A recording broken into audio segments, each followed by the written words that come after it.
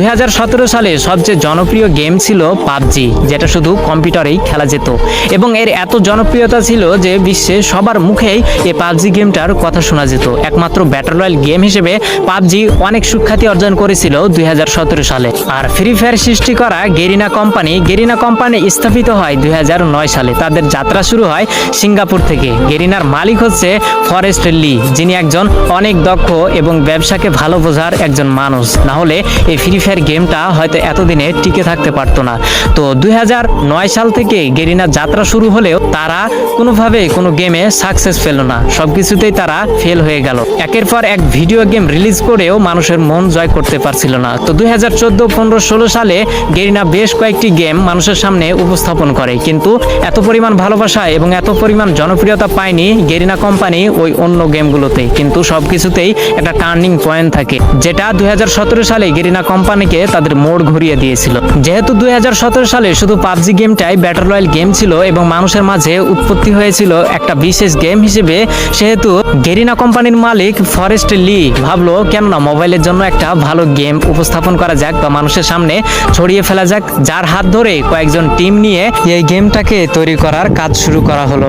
2017 সালে সর্বোচ্চ ব্যবহৃত গেম হচ্ছে পাবজি এবং সবার মাঝে জনপ্রিয়তা পায় পাবজি, কিন্তু কম্পিউটারের মাধ্যমে।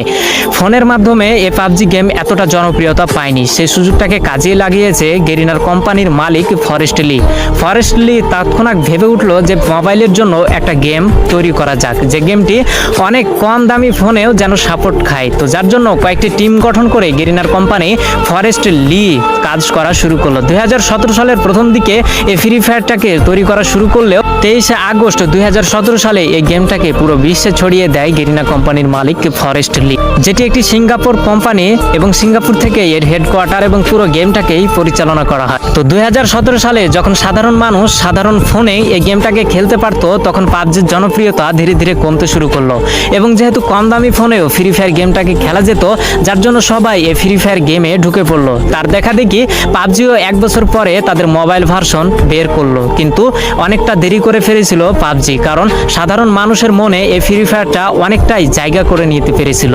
তো পুরো বিশ্বে ফ্রি ফায়ার গেম এমন এমন রেকর্ড গড়েছে যা হয়তো আগামী বছরে কোনো গেম এই রেকর্ডগুলোকে ভাঙতে পারবে না। তেমনই দুটি জনপ্রিয় রেকর্ড হচ্ছে 2019 সালে সর্বাধিক প্লে স্টোর থেকে ডাউনলোড করা গেম হচ্ছে ফ্রি ফায়ার গেম, যার জন্য প্লে স্টোর থেকে তাকে অ্যাওয়ার্ড দেওয়া হয়, এবং 2020 সালে দৈনিক 80 মিলিয়ন অ্যাক্টিভ ইউজার এই গেমটি অর্জন করে ধরে রাখতে পেরেছিল, যার জন্য এটি একটি বিশ্ব রেকর্ড হয়েছিল।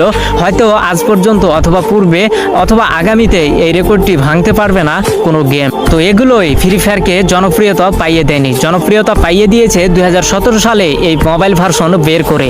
তখন সবার হাতে 512 র্যামের ফোনগুলো অ্যাভেলেবল ছিল এবং এই গেমটা 512 MB র্যামে ভালোই চলতো। আমিও সর্বপ্রথম 512 MB র্যামে এই গেমটাকে খেলেছিলাম। এখন হয়তো এই 512 MB র্যামে এই গেমটাকে খেলা যাবে না, ফাইলের পরিমাণ একটু বেশি হয়ে গেছে। কিন্তু আগে এই জনপ্রিয়তার কারণ হচ্ছে কম দামি ফোনেও এই গেমটাকে ভালো করে মানুষ স্মুথলি খেলতে পারত, যার জন্য পাবজিকে টপকে এগিয়ে আছে আমাদের এই ফ্রি ফায়ার গেমটি। সর্বাধিক ডাউনলোড এবং সর্বাধিক অ্যাক্টিভ ইউজার ধরে রাখতে পেরেছে আমাদের এই জনপ্রিয় গেম ফ্রি ফায়ার। তো তোমাদের কিছু মনের প্রশ্ন যেটা আমি খোলাসা করে দিচ্ছি, এই ফ্রি ফায়ার গেমটা কাকে দেখে উৎপত্তি হয়েছে বা এই ফ্রি ফায়ার গেমটি কি দেখে সৃষ্টি হয়েছে? তো উত্তর হচ্ছে এই ফ্রি ফায়ার গেমটা একটা মুভি দেখে সৃষ্টি হয়েছে। মুভিটির নাম হচ্ছে মিশন ইম্পসিবল, যেটি 2017 সালে রিলিজ করা হয়েছিল এবং এটির একমাত্র জনপ্রিয়তার কারণ হচ্ছে এটি মোবাইল ভার্সনে প্রথম গেম, যেটি শুধু কম দামি ফোনেই সর্বপ্রথম এই পৃথিবীতে এই গেমটি খেলা যেত, যার জন্য হয়তো মানুষের মাঝে এতটা জনপ্রিয়তা পেয়েছে আমাদের এই ফ্রি ফায়ার।